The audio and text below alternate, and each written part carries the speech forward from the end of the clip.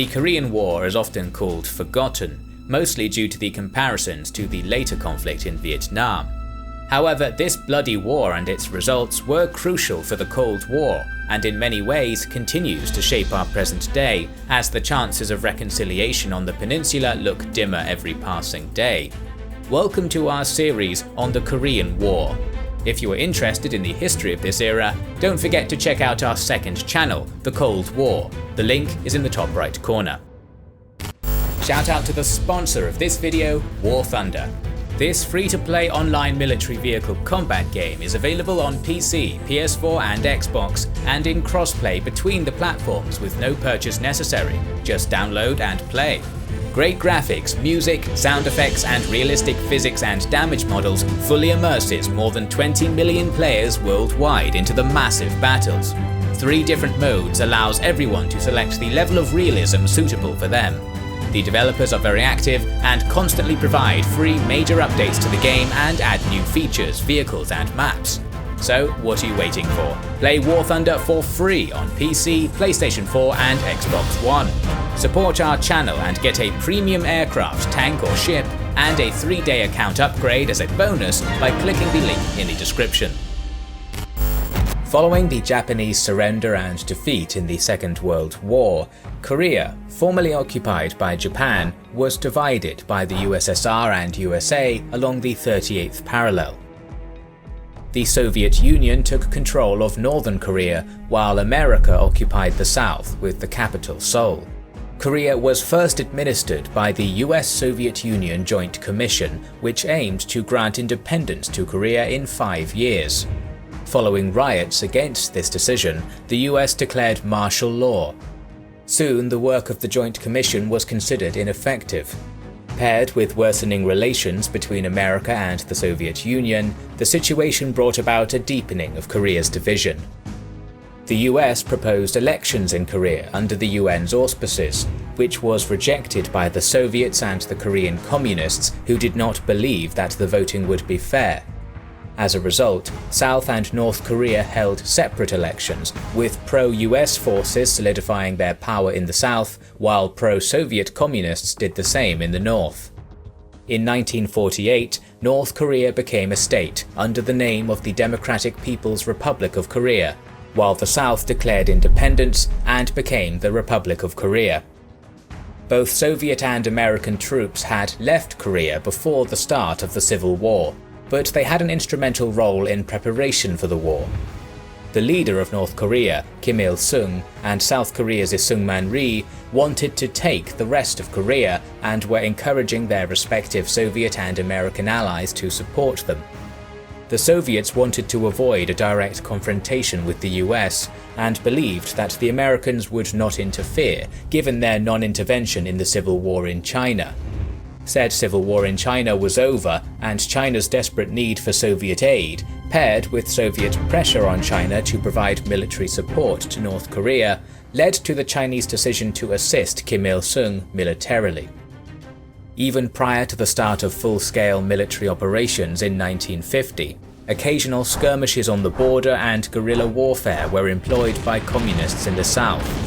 As a result of this, up to 8,000 security force personnel were killed in South Korea, and the process of establishing the South Korean army was hindered.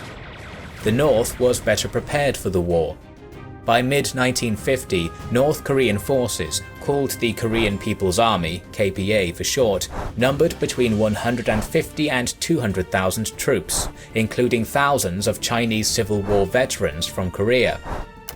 They were organized into 10 infantry divisions, 1 tank division and 1 air force division, with 210 fighter planes and 280 tanks ready for deployment, along with 14 fighters, 78 bombers, 105 T-34-85 tanks, and some 30,000 soldiers stationed in reserve in North Korea. In comparison, the Army of the Republic of Korea, ROK for short, had 98,000 soldiers, 65,000 combat, 33,000 support, no tanks, and a 22-piece air force. This drastic difference and the unpreparedness of the ROK army predetermined early success for North Korea. On the morning of the 25th of June 1950, the North Korean army passed the 38th parallel, and this is considered the start date of the Korean Civil War. It is unclear who fired the first shot, but the North Korean army started an orderly advance throughout the 38th parallel, being supported by tanks and heavy artillery. The South Koreans did not have tanks or anti-tank weaponry, and instead of gathering all available troops at strategic points, they were scattered across the front. They did not stand a chance against the North Korean army. The principal offensive, conducted by the KPA 1st Corps with 53,000 men, drove across the Imjin River towards Seoul. The 2nd Corps, with 54,000 soldiers, attacked along two widely separated axes, one through the cities of Chuncheon and Inje to Hongcheon, and the other down the East Coast Road towards Gangneung. On June 27th to 28th, Seoul fell, and the majority of the South Korean army was essentially defeated. All the South Korean leadership under Lee Seung-ri could do was to order a massacre of communists in the south, which continued throughout the summer of 1950 and took up to 200,000 lives. The remaining South Korean forces formed a defensive line south of the Han River. The only hope for South Korea was a US intervention. At first, the US was reluctant to get involved directly in Korea, since the possibility of direct confrontation with the USSR and China could have potentially led to full-scale global war. Along with that, at the time Korea was not viewed as being as strategic as Japan or Germany.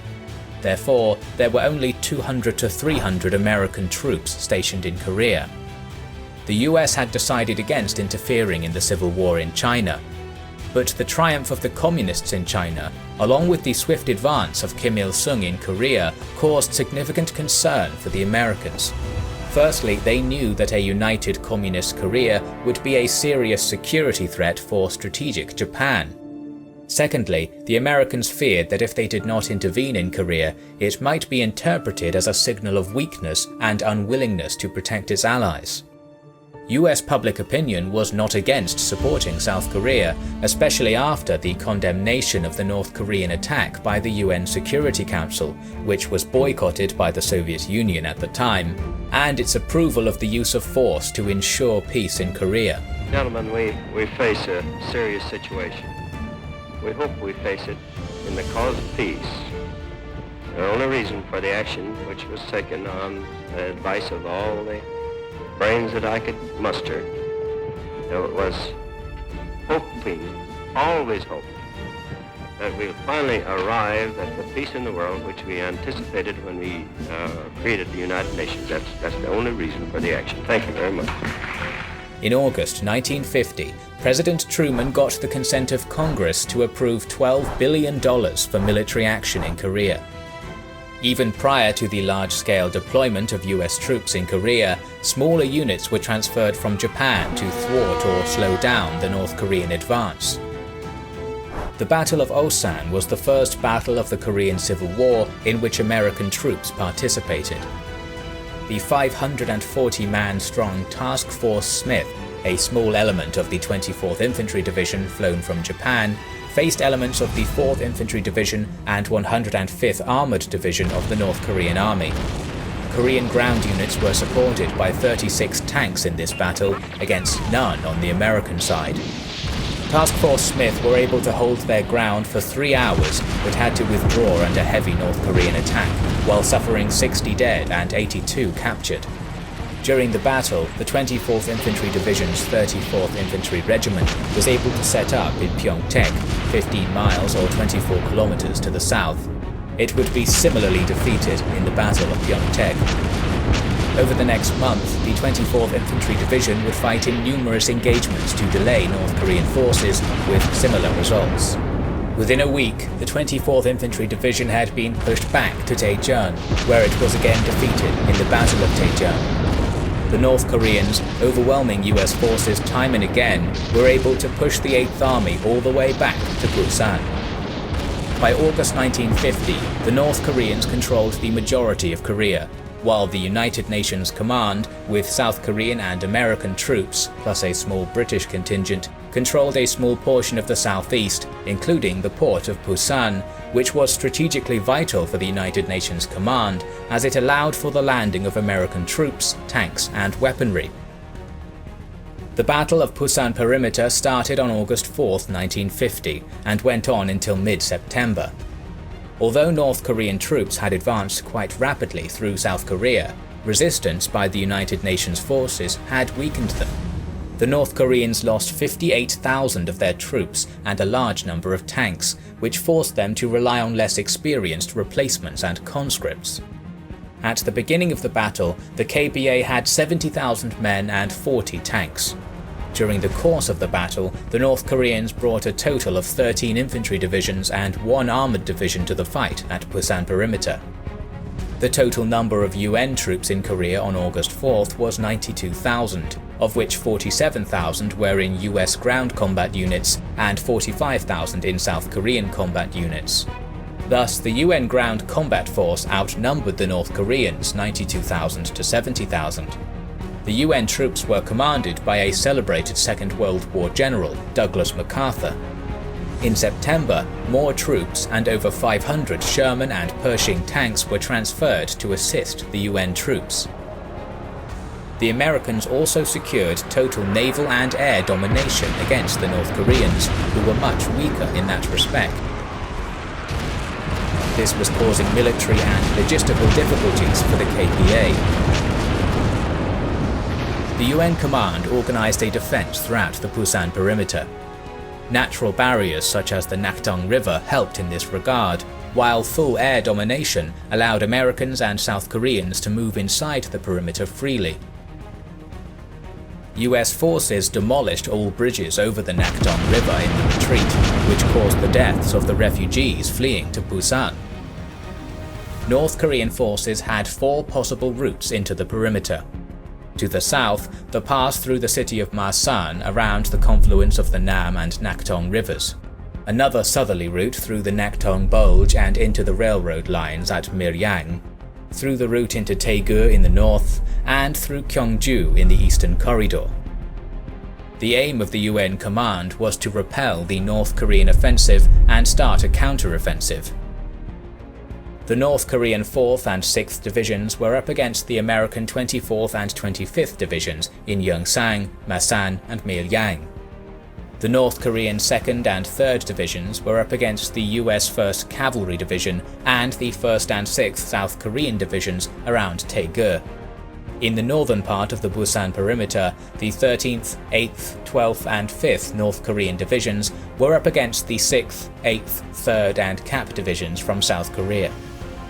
The Battle of Pusan perimeter consisted of a series of battles, which started with the US 8th Army counter-offensive from Masan to Jinju, with an aim to push the North Koreans out towards the Kum River and break up the North Korean forces near Taegu. The battle started on August 7th, when Task Force Keen was confronted by the KPA 6th Division, which was also going on an offensive. The Americans failed to achieve their aims of taking Jinju and breaking up North Korean forces near Taegu, but inflicted significant casualties. This can be considered the first successful large-scale engagement by the American forces. On the night of August 5th to 6th, the KPA 4th Division started its advance towards Yeongsan and caught the 24th American Division by surprise, which expected an attack from the north around Taegu. The North Koreans were able to continue pressing forward and take Cloverleaf Hill and Oblongni Ridge, critical terrain astride the main road in the Bulge area. By August 11th, the attack on Yeongsan started. The attack was repelled by the 1st Marine Provisional Brigade in conjunction with Task Force Hill, which nearly annihilated the 4th KPA Division. Another KPA attack started in the north of the perimeter. The 8th, 12th and 5th Divisions attacked with an aim to secure the Taegu-Poang line. Initially, this offensive was successful. Yeongdeok was captured, while ROKA's 3rd Division was encircled and the area around Poang-dong was taken. The ROKA 17th, 25th and 26th Regiments, as well as the ROKA 1st Anti-Guerrilla Battalion, Marine Battalion, and a battery from the US 18th Field Artillery Regiment, were organized into Task Force Poangdong, and the 8th Infantry Regiment and 2nd Infantry Division were organized into Task Force Bradley to counter the KPA 5th Division and 766th Infantry Regiment. Along with that, ROKA's 3rd Division was evacuated from their encirclement by the US Navy and brought to Yongil Bay to join the defense. The UN forces successfully repelled the fierce KPA attack and forced them to withdraw on August 19th. Another KPA offensive was planned towards the UN command headquarters in Daegu, with 5 of its divisions participating. The city was defended by the US 1st Cavalry Division and the ROK 1st and 6th Divisions of the ROK 2nd Corps. Again, despite initial advances, the KPA failed to achieve its aim after suffering significant casualties, largely due to carpet bombing conducted by the US Air Force in the largest Air Force operation since the Battle of Normandy. Towards the end of August 1950, the initial KPA offensive on the Pusan perimeter was repelled by the UN forces, which was accompanied by large losses for the KPA and increasing difficulties in supply due to the complete air superiority of the US. For example, by September 1st, the North Koreans had less than 100 tanks in comparison with 600 American tanks. Nevertheless, the KPA was still a formidable force which received reinforcements to launch a new offensive. Kim Il-sung ordered for the war to be over by September. This time, the KPA command decided to make a frontal attack instead of trying to outmaneuver the UN forces. This attack, known as the Great Naktung Offensive, started on September 1st and pushed both sides to their limits. Again, the North Koreans were able to break through in a number of positions, but by September 6th, the UN forces were able to stabilize the perimeter. The final blow on this offensive was the American landing at Incheon, which took the North Koreans completely by surprise and allowed the UN forces to end the threat to the Pusan perimeter. War Thunder has an unrivaled arsenal of more than 1,200 historically accurate tanks, planes, helicopters and ships from the 1930s to the 1990s, playable across 80 major battlefields of World War II and the Cold War. Support our channel and get a premium aircraft, tank or ship, and a 3-day account upgrade as a bonus by clicking the link in the description. We're planning to talk more about the Korean War both on the Kings and Generals channel and our second channel, The Cold War, the link to which you can find in the description or in the top right corner, so make sure you are subscribed to both. We would like to express our gratitude to our Patreon supporters and channel members who make the creation of our videos possible. Now you can also support us by buying our merchandise via the link in the description.